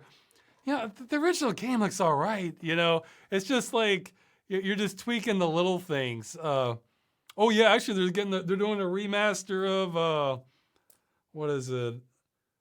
Red Faction Gorilla. I might be curious about that one. I enjoyed the original a lot. But yeah, that early 2000s era, boy, that's the ripe time for a remaster because that was real early 3D. They were blocky. The textures are real muddy. I mean, sometimes that kind of adds to the charm, but in other cases, it's like, no, we'd like the remaster. I feel like that's the ripest material for a remaster because, yeah, like late '90s, early 2000s, I think it was like the best time for like a remaster. But yeah, it could be good. I mean, uh, well, of course, Blood Omen original is a 2D top-down 2D game, so that one that could actually be cooler as a remaster because then you translate it into 3D and kind of get to see more Nosgoth. So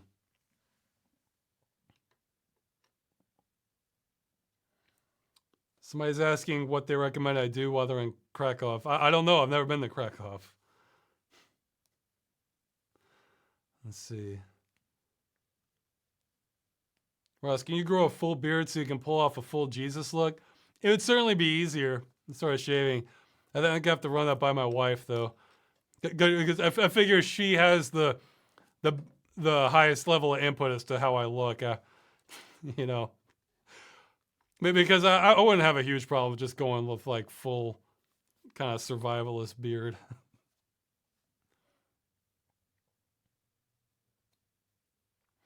Were there any games from your youth that traumatized you that you now fancy making game dungeons for? I don't know about traumatized, but yeah, like there's some I wanted to go back.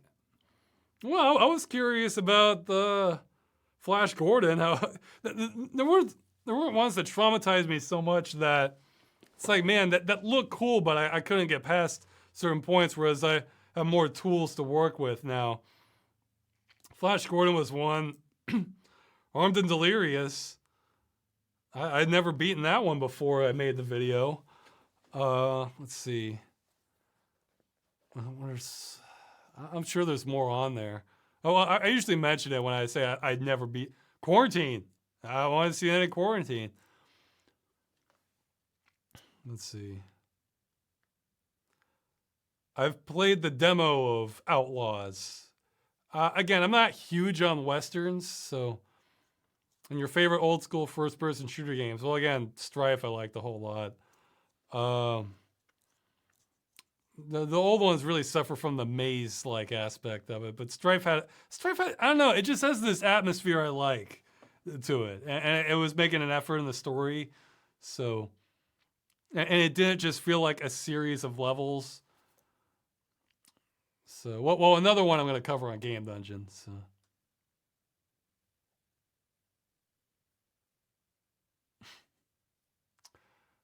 I'm going to skip a couple of these. Let's see.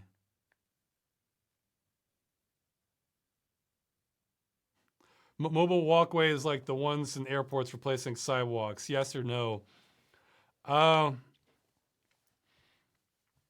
Well, that's awfully energy intensive. And then, well, I'm guessing most of the people walking are probably not the ones that have huge weight problems.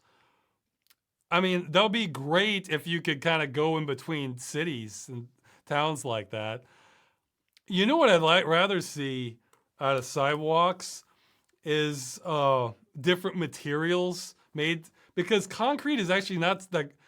Look, if you've walked or run on concrete a long time, you know what I'm talking about. It's not great on your knees, and you really start feeling it. Like when even when I was younger, when I did track and field, like in high school and middle school, the nicest track I ever ran on was actually made out of it was partially made out of recycled tires where they just shredded them up, so it's almost partially rubber, and it felt so nice to walk on and run on. And like by default, asphalt is, what the cars are on is actually much easier on your knees and joints and everything than just hard concrete. So I'd like to see us use different materials for sidewalks, but How would you jump on a 360 treadmill? I wouldn't. Yeah, somebody mentions controller. Like, even if I couldn't. See, that's the thing. I'm still not necessarily on board with VR ushering a new era of gaming. However, like I want to use this like I'm on a friggin' safari. Oh, well, you played the game. Now would you like to go visit the whole game world and walk around and see everything? Like, so people, like, in all honesty, a walking simulator is kind of boring for me unless I'm actually doing it. Then it becomes a lot cooler. So I'm not expecting to do a whole lot of stuff on gaming stuff on VR, but if I can just walk and see like the whole game world or something like that, and maybe listen to music or something while you're doing it. Oh man, that's good enough. That's I'm gonna be just swallowed up by that. Does the screen door effect bother you at all with VR? Yeah, it does, but I'm mostly been using the DK2 because that was gifted to me. Again, I have used the Vive and the Oculus Rift. It was still noticeable. In fact, where it bothered me the most was if I'm looking at things in the distance. Like I could sort of get used to it for things that are close up and it looks fine, but if you're like want to focus on like the horizon, see what's coming, which you might if you're walking around a whole bunch, then it still wasn't there for me. So that's why probably will have problems, but keep my fingers crossed. The Pimax 8K will be high enough. And even if I can't drive modern games on it, hey, I bet I could run Unreal in 8K, if the card has enough video memory. Or Quake, Quake 2 or something like that. Like these real old games that are 3D accelerated that you can maybe actually push 4K or 8K on. Man, Unreal would be a friggin' treat to just walk through in VR. So, but that's assuming it doesn't have other problems. If you were to do a Ross's movie dungeon, what films would you pick? Oh, geez, I don't know. I'd have to think. They're probably, doing game dungeon, I have the advantage, and that I've played just by coincidence. I've played a lot of games a lot of people on the internet have never heard of. So that gives me sort of a niche I can fill for kind of having a reason for people to watch the videos. I feel like there's a lot of people out there with movies who'd run circles around me for what they could say about the movie or obscure ones. So I feel like I wouldn't be as competitive. But oh yeah, speaking of which, I finally saw the new Star Wars Last Jedi. Man, I give it like a C minus, D plus, somewhere around there. Like it had good parts, but then it had a lot of problems. I like after watching it, I almost wanted to make a video on that in Rogue One, but maybe everybody's mentioned everything. The short version is I feel like Disney. I feel like they're playing with fire because of course this stuff is going to get a ton of views, but they're not. It's not cohesive enough. They're throwing in too many stupid moments. Like again, this sort of goes back to me wanting realistic human behavior. And if you compare something like, very minor spoiler, like there's this casino breakout scene, they're just treating it almost casually. And it's like, no, don't do that. Like, if you look at the asteroid chase in Empire Strikes Back, they're taking it pretty seriously. And that's what your movie characters need to do. You can't be cutting these. I need my characters to feel like they're in danger if there's a dangerous situation, and it was, I don't know. So, and Rogue One had different issues, but anyway, I feel like they're playing with fire because they got to make ones that like really resonate with just a general audience. And I feel like the more they kind of do this stuff that's just sort of stoking what fans want, what the hardcore fans want, but it just has too many issues to really draw in like an average person. I feel like people are going to get numb to that the more they do it. Like they can get away with some of them, but I think they need movies that. Well, okay. The easy comparison is the Marvel movies. I know almost nothing about comic books. Those are all almost all of them are just highly enjoyable movies that kind of work. You know that they know what they're doing. They have a sense of pace, the story, the characters. So even if you're a general audience, you can watch that. But Star Wars, I don't think they're quite doing that. I don't know that. I mean, that's my opinion on it. So it well, man, well well, we'll see. There's a lot of money behind this. I'm sure they're figuring it out. Let's see. Will you be covering Half-Life on Ross's Game Dungeon? I have no immediate plans to.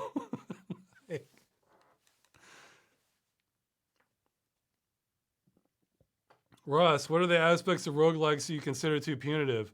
I guess the random elements of them sometimes. Look, I guarantee you, maybe somebody can name some of them. There are some roguelikes where you've lost before you've even started because the variables are so brutal that if you get a bad if you get a bad luck scenario, it's not just that the game becomes much harder. There's some I'm sure it becomes impossible, and I don't like that. I like it's kind of slot machine-ish then, because that's part skill, part luck, but then too much luck. I like there to always be a chance, even if you don't know what's coming. So if the game gets really hard, but it's still doable, I'm cool with that. But if it gets to be, no, you just had too many bad luck things, I don't like that. And some roguelikes, I feel like, kind of cross that line. I always want a chance, you know.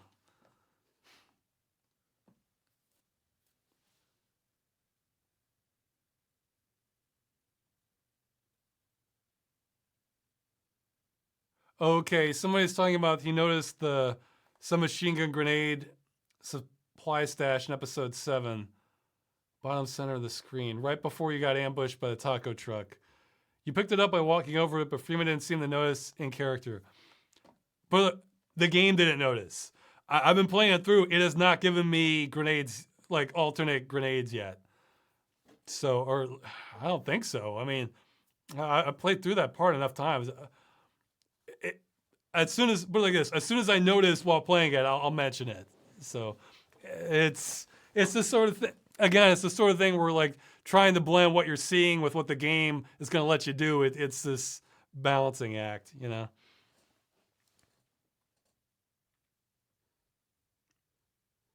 What do you think about getting rid of copyright laws? Well, two aspects. One, I feel like there should be some level of protection for creators.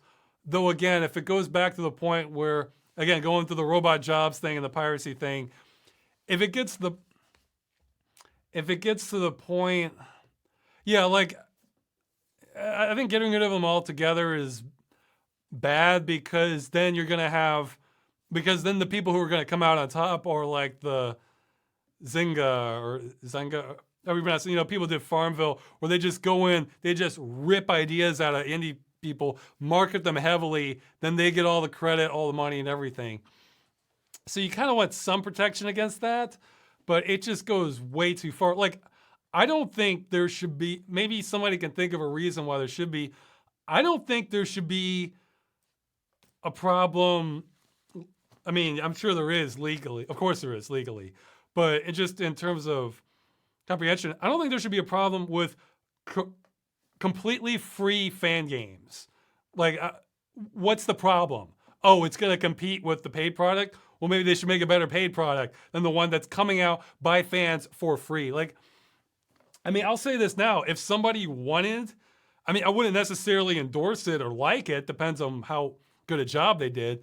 But if somebody wanted to make their own civil protection episode, you know, I'm not going to like sue them and try to stop them unless they were trying, as long as they were clear that this was them, it wasn't made by me, you know, as long as they had all their credits in order. I mean, what's the problem, you know? I guess it dilutes the brand or something, but whatever. I think the people, if you do a good enough job in the original, you'll get the core audience. So I don't know, like, but yeah, I don't think completely free fan games should be. I don't think there's. I don't think there should be a problem with that. I mean, yeah, there is legally, but just conceptually. But yeah, I mean, if you're getting rid of copyright, then again, it's like you got to solve the problem. How do people make a living? You know, it's and that's a much bigger problem. What are your thoughts on the new Spider-Man game coming out? I have no idea. I, I I don't really follow it. Again, I'm not number one on like comic books, so or you know derivative stuff from them. But have you any thoughts on Dwarf Fortress? In general, it's very hardcore. It's probably too hardcore for me to get into, but I love the. That's another one of those where I love the stories that come out of them. I've read some like Boat Murdered and Nistakoth. So mm, it's definitely a lot to like about it. It's very. It might be too hardcore for what I'm looking for in a game. Okay, I'm gonna wrap this up. So I'm gonna just try and pick some now. And this person wrote a long one. Oh boy. What is your opinion on the phenomena of making a living off of YouTube in general? Yeah, what is your plan for retirement? Well, that was sort of answered that. It's like I don't know at the moment. I'm not sure what I should be doing with retirement. Aside from try to keep my career going, you know, again, that Begathon video covered a lot of thoughts I had on like making a living on YouTube in general. Though the irony is, I feel like strictly because of fans, it's become more stable than many other jobs. So, who knows? We're really this. I feel like society as a whole, we are in a state of transition. What we are transitioning to, who knows? but it seems very clear to me we're transitioning to something. This is the way things are working right now. I do not think it's going to look like that in like 40 years or 50 years. There's going to be big differences, I think.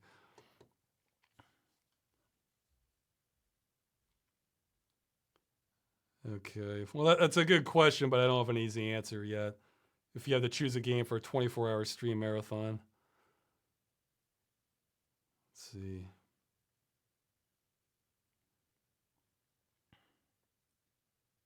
Yeah, and I'm about 15 minutes behind on the questions, so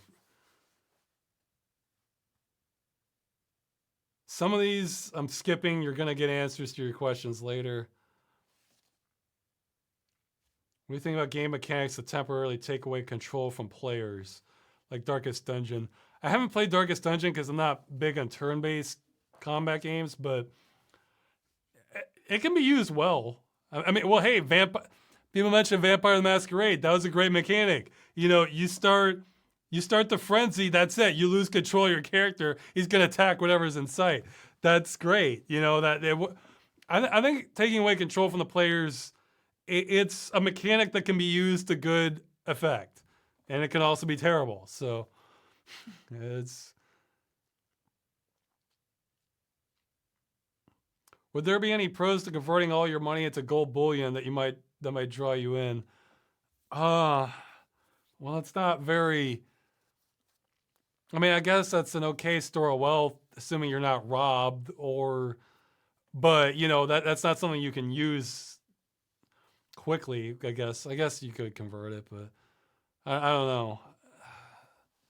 And then I think gold is more like a protection against things like inflation and stuff like that. And again, it's very expensive. I mean, you need a certain amount of money to even get into that club. So, do you have any opinion on Red Letter Media? I think they generally make good videos, though I'm not sure I'll ever keep up with all the stuff they put out. I have played Dungeons and Dragons before as kind of a social thing. I haven't played it in years. Again, I enjoy the social element of it and the sort of the storytelling, but the combat can feel like misery just because of how long it takes. So I've always had kind of mixed feelings about it. I do it purely as a social thing. Like I don't really seek that out. Let's see.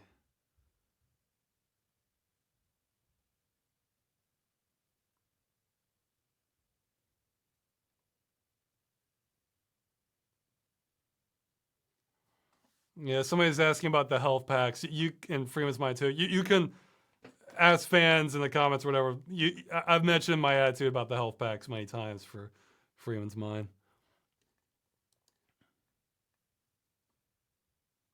Okay, somebody's thanking me for first time they've caught me broadcasting. Okay, somebody's saying I should watch Krug Smash for Dwarf Fortress stories. I have not seen NBC's Hannibal. Let's see.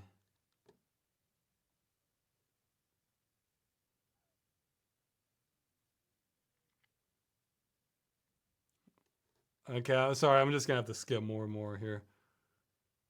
Okay, so I'm getting close, about 3 minutes behind, so I'm just gonna pick maybe 3 questions and be done.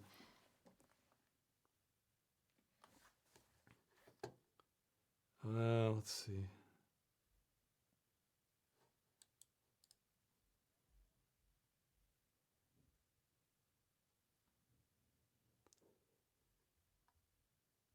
Will you ever make a civil protection video during the events of Half-Life? I assume he means Half-Life 2. Maybe. I have an awesome one planned for that, but it's very ambitious and would be long. Could almost be a movie in itself, so may or may not get to that. What's your absolute limit when it comes to puzzle games? I don't know. I mean, it's got to be engaging. If the puzzles seem solvable, then okay. So I guess one more. Let's see. Did I hear about the new Dune movie in the works? No, I did not. I guess they can I guess that's what Hollywood does. They remake things because we have Dune, which is David Lynch. I think it was David Lynch. It's very kind of atmospheric, but it does straight from the book. But then we have the miniseries, which is a lot closer to the book. So it's like you're covered. Oh yeah, let's make that again. Okay, whatever. All right, that's it. I'm gonna post this on YouTube. Expect a new real video coming very soon. I want to say Sunday. It should be out Sunday. I don't know what time, but there's not that much left. Okay, I'm getting back to work. See you later.